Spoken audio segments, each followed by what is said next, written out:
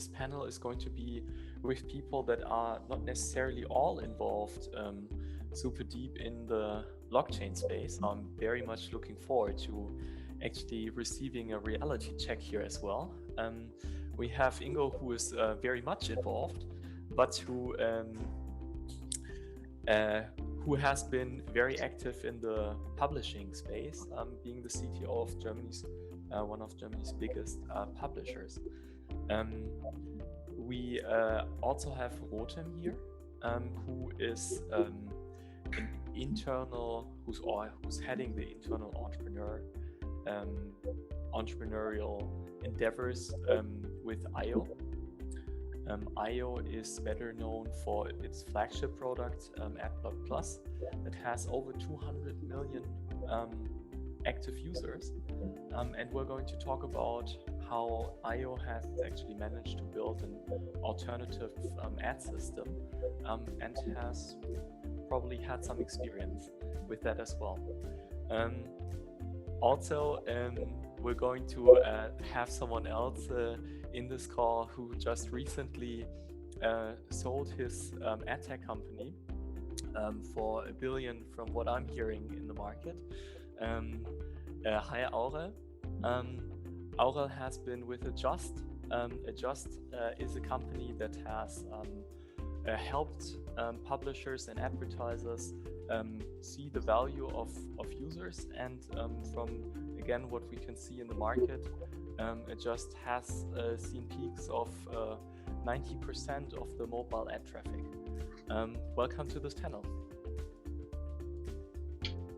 So my first question is going out to Aurel and Rotem, because you might have seen some of the past speakers, and we are very much in the blockchain space, very active here. But you know, from your side, coming from the ad tech angle, what you've seen us talk about, is that something that resonates with you, or is that are those two spheres quite separate? Sure. Shall I go short? So yeah, thanks for having me, Julian, on this panel. Maybe also to start with, I have to admit that it was not my company, Adjust, unfortunately, but I was the COO for more than 6 years. So it was quite an exciting journey. And as Julian mentioned, so we had quite insights into the mobile traffic, right? So Adjust was integrated in more than 90% of all smartphones globally. And we can confirm everything that has been said in your keynote speeches, right? There was a strong trend to the duopoly of Google and Facebook. So I think today more than 60 to 70% belongs to those two players. If you look into incremental revenue, you have like even 90% of this traffic is coming from Google and Facebook, right? So this trend gets even worse. And what we have also seen is that a lot of networks, a lot of publishers are struggling with that to monetize the traffic. And this is one of many reasons where I would say that the things that have been discussed today so far are highly relevant for the ad tech space. Rotem, how about you? Did you already get in touch with blockchain technology in the ad tech space, or what do you think about the technology? Yeah, so two things I can mention about this topic. Firstly, regarding the first question, identity is one of the two hottest topics in ad tech nowadays, and not necessarily from the direction of blockchain, but more of like the capabilities of platforms to maintaining addressability. So in that sense, of course, it resonates together, and it's the question whether that is being done throughout the blockchain or in other methods. That's like a side discussion in the ad tech field. I think most people would be familiar with Brave and what they do with but so I guess most people in ad tech would be sort of familiar with the concept. but I don't think that the topic of blockchain and ads, although was experimented by some, it's still not in the mainstream of most people that are part of this discussion. I mean, I know that you guys are working on something quite exciting, and I guess this mirrors also some statements that have been made here, that it needs to be technology agnostic if you are on a mission. So there is a new product that you just announced, I think it was just 2 weeks ago, called Crumbs, and maybe you can talk about that a little bit. What are your plans? Why So IO specializes in facilitating products to users in masses, basically to make it more achievable. And Crumbs is no different in that sense. We try to make privacy for the masses, basically make it privacy easier for users to engage with. And this is one, in my opinion, the first product that acknowledges that ads is the most dominant way to monetize the web. We don't try to fight with ads to the degree that privacy should basically disqualify the idea of having ads, but trying to make just the ecosystem more private, but still being compatible with programmatic bidding. So to summarize, because that was a very complicated sentence, Crumbs is a take on privacy products that on one hand allows users to have complete transparency and control over their data from one end, but making some sort of anonymized data that is compatible with programmatic bidding available in scale. So that's also the answer to the question how users can engage in an environment where they want to not be tracked. I want to kind of try to bring together the different worlds here. So, you know, Crumbs is more focused on an ad tech perspective, but we also have Ingo here, who used to work for a publisher, and not just in any position, but being the tech leader in the organization. What did you experience? What is the typical struggle of a publisher nowadays, and how did you try to conquer maybe problems that you actually talked about in the very beginning? So I don't think that this is really already there with the publishers. So when you look at technology and publishing, what they do have is like really everyday problems. So how do I actually get the content from place A to place B? How do I get the ad to the position where it actually belongs? And all those things. The publishers still struggle with that, because publishing houses have made a lot of money in the past, and they didn't really feel the pressure to digitize the whole system or their whole ecosystem in which they live. So doing futuristic things like blockchain and even edtech is nothing where a publisher actually can deal with. What they do is that they go to edtech companies and say, can you handle that for me? Or they even, and when we talk about what I said earlier in the keynote, when they see Facebook and Google coming up, they definitely see that this is the enemy. They understand that. They see that they had the customer connection before, and they were monetizing the customer connection. So when you are a publisher, basically, it looks maybe to you like they're producing content, but actually they're producing connections. They're producing the connection between the reader and the advertiser, and they're using the content to do so, right? So this is what publishing actually is good for. So, and this is a good business model, because first you sell the content in form of a magazine or a newspaper, and then you sell the space inside this magazine again to the advertiser. So you have two income streams.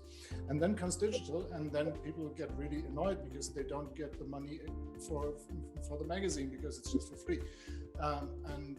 But they can live with it because it's still one income stream, and you can still live with it. It's fine.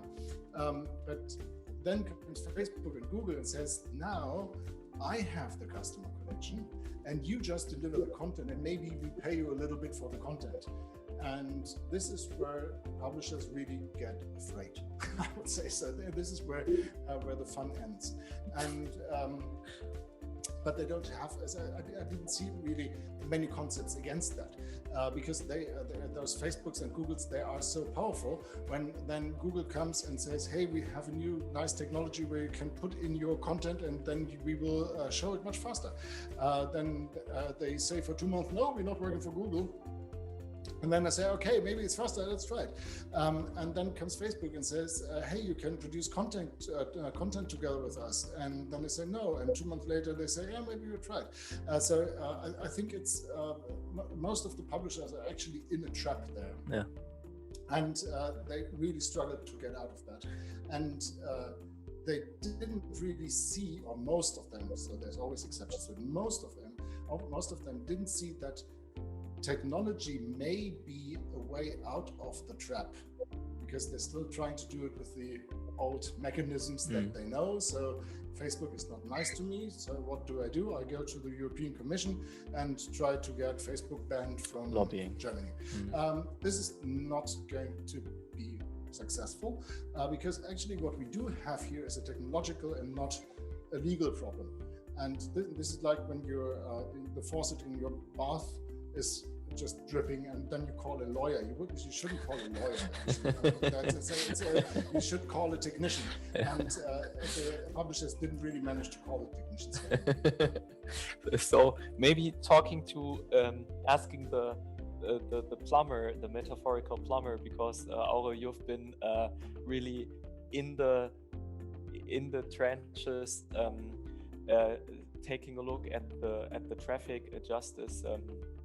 Helping publishers or advertisers really see if there has been bot traffic.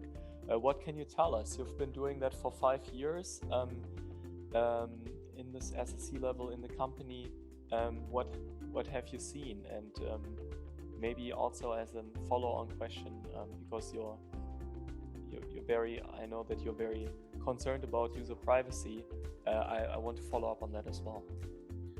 Sure. So maybe to start with, we looked into why is Facebook and Google so successful, right? And I mean, there are obviously many reasons, but I think we can boil it down to 3 simple ones. So the first one, it's just a tremendous reach, right? Facebook has more than 1 billion users. You can reach people on every single region on this planet. Then it's very convenient, right? It's super simple to set up a lookalike targeting campaign whatsoever.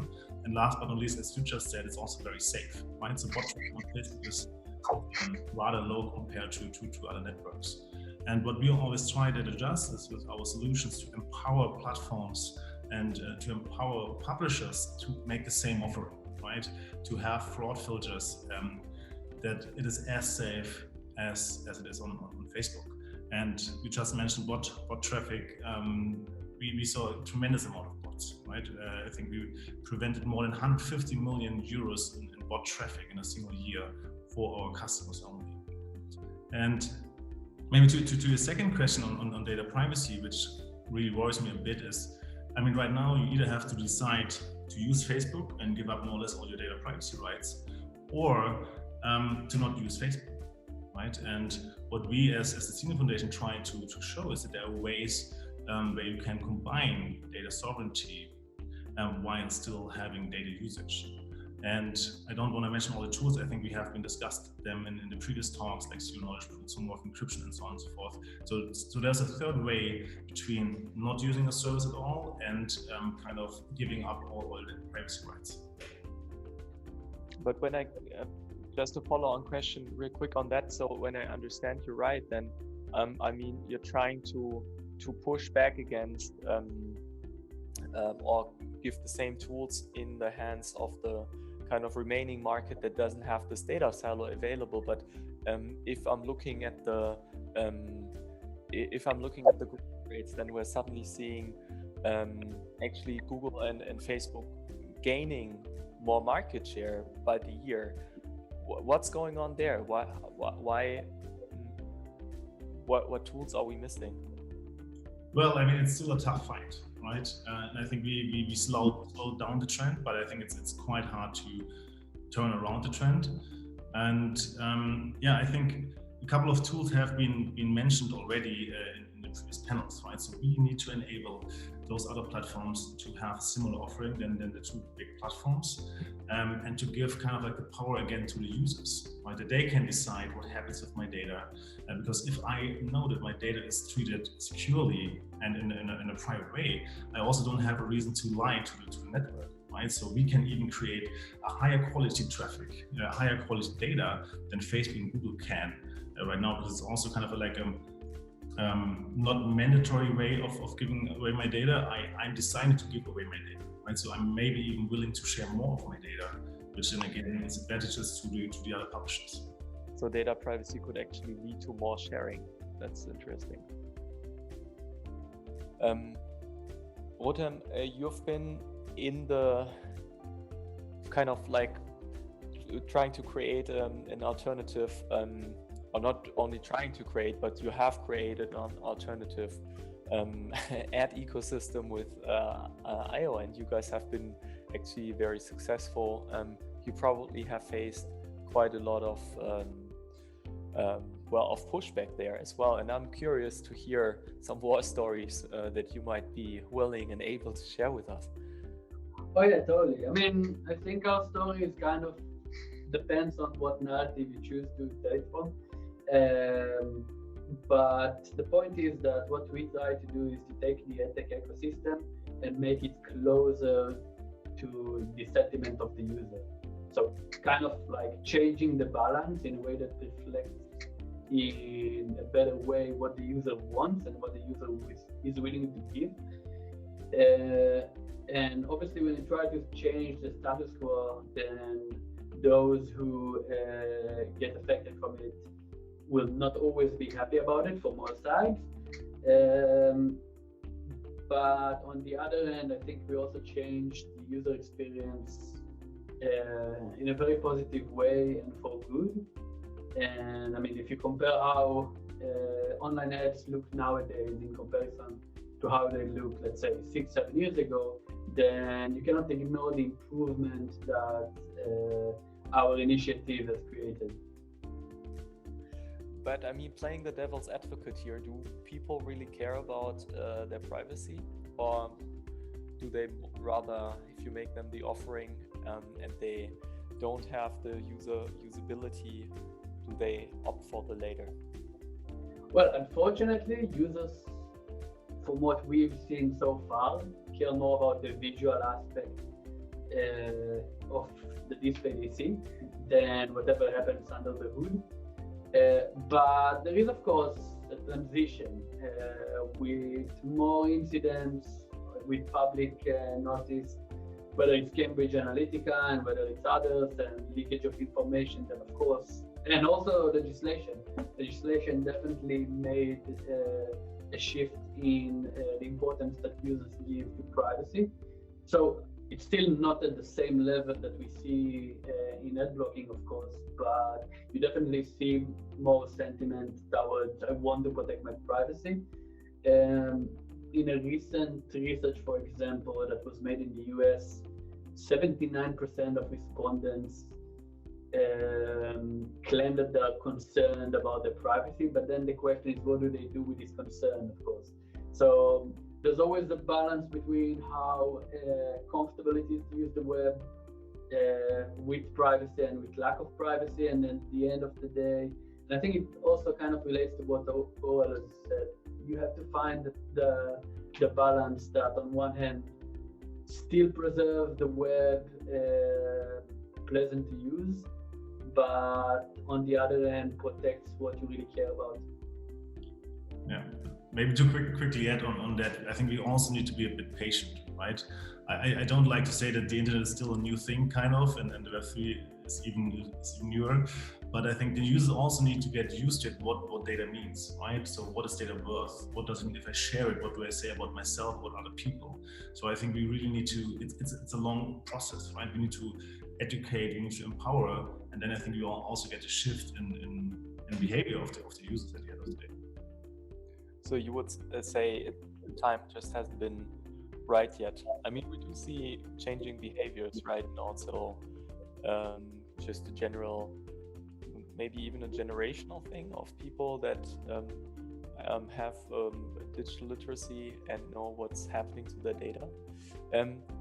I'm curious, Ingo, you have been in this position, and I mean, it's not just a position to technically lead the one of the biggest publishers in Germany, and you switched to completely greenfield, starting your own company, actually quite a while ago, then doing research in the blockchain space.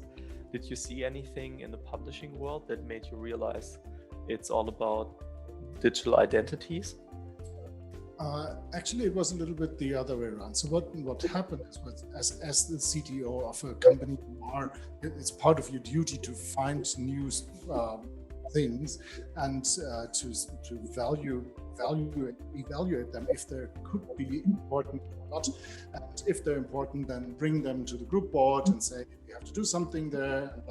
And I stumbled around blockchain in 2015, 2016, especially around things like smart contracts and all that, and understood that this is now not only Bitcoin, this is now not only sending money from A to B, this thing is going to be really powerful, and it's going to basically impact everything that we see out there. And of course, it's also going to impact publishing and everything that we do. And my company, Boda, by the time, and I think they still do it, say they are a tech and media company, so they're also doing tech. And then I went to the group board and told the guys, actually, when we are a tech and media company, and this thing could be actually the next wave of the internet. We haven't been so successful in the first part of the internet, you may remember. And that might be because we didn't really care about it and didn't find it so important and looked more into the magazines. So if this new internet, this web3 thing is going to come up, it's probably not going to happen before 2025 or something. But we should be prepared and we should do something there.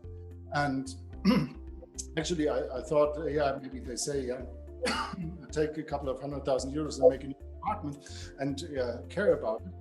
And but actually, what the group board said was, okay, this seems to be so important that we need to have our own company there. And if it's needed, just find a new CTO and go and lead it. And this is how I started it. And so they sent me basically away to my luck, and that was. And you don't say no when they give you a company. It usually works the other way around. This is how I'm stranded in blockchain, and I actually never regretted this. It's actually absolutely fascinating. It's out there. It's at the very beginning. It's still at the very beginning. We have Bitcoin now for 10 years or something, but still this thing is evolving so fast that it's really hard to keep track and try to find everything and be an expert in it. It's still very hard. What's the time frame that you think we will see impact on the ad tech and media industry, like full scale? I think it's going to happen in the next 2 or 3 years because we have better technology now. I said this in the beginning. I think a lot of things have been made possible by the Polkadot ecosystem, because this really solves most of the problem that Ethereum has, and most of the problems not all of them, most of the problems that the blockchain world from the tech side actually has. Now you need to give this ecosystem a couple of years to grow, actually. So it's now at the very beginning, not even everything works yet. But I think in the next 2 or 3 years, it will be, as you are the best example of, things like advertising and so on, which were not advertising blockchain applications, which were not possible before, but actually emerge on this technology. So technology is paving the way, and you need entrepreneurs who start building on that, and then things happen. This is exactly how you make things happen, right? You wait for the technology being there, and then intelligent entrepreneur comes up and says, I'm going to use this to solve problem A. And I think we will see a lot of problems maybe solved with the new technology. I think it's now the first time that it's actually really industry compatible. I don't think Ethereum or blockchain were industry compatible, and this is what we achieve right now. I want to ask all of you like a closing remark or your evaluation, and it's not. I'd like to know from you, like in 5 years' time, not a positive or a very negative take on it, but just a very pragmatic take on what you think is going to happen. How do you envision the publishing ad tech landscape in 5 years down the road? Will we have still a dominating oligarchy? Is there going to be key technology playing an important role? Just your honest feedback. What do you think is going to happen? Well, I mean, I can start maybe. So I think in 5 years, I mean, to be honest, I still think we will have a duopoly, right? I don't think that we will be able to destroy this in that short period of time. But what definitely makes me hopeful is, I mean, we talked a lot about data commons, right? And one very important design principle by Alan Ostrom about how to maintain such a common is that the people who are affected by rules should have a say in how those rules look like, right? Because if this happens, then people start to care, right? And that's why I believe we also do with Fractal, we give the people something to say about how they want their data to be treated. And then, I mean, I just mentioned we need to be patient until this mindset shift happens. But as soon as we have the technology that people can start having a say in how their data is treated, I'm very hopeful that we will have a shift. I don't think we will have destroyed the duopoly of Google and Facebook in 5 years, but I think we will have made a big step into the right direction. Yeah. If I can go next, I think we don't have all the cards in our hands yet, right? There are a lot of pieces that are not really dependent on us, and it is really at the end of regulators to set limits, whether it's about the fair usage of certain of our freedoms, but also whether antitrust rules, for example, would be enforced or not. And also when it comes to putting a limit of like how much influence can a company have on a certain market. For example, you see what happens now with Facebook in Australia, for example, where Facebook just shut down basically the linkage to several websites.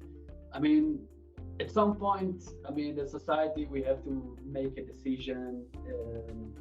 What's our stand about that? And I think maybe such events may actually raise individuals' awareness to the implications of the duopoly.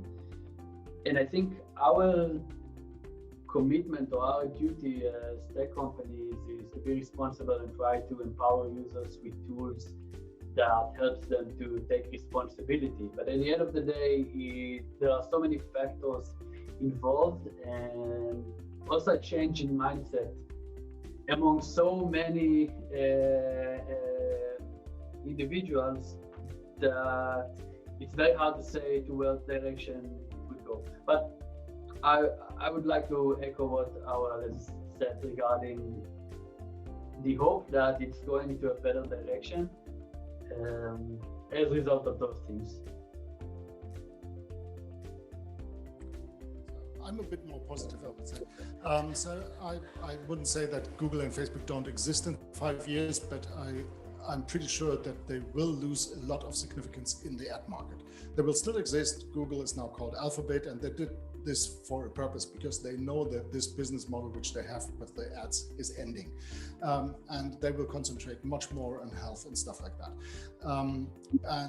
I think Facebook is doomed anyway because they're not moving too intelligent, and so my bet would be they will be still there. There will be still have a market share, but the market share will be much smaller. 5 years is quite a lot of time in our terms. Thank you. Folks, thanks so much for being on this panel. That was really great having you here.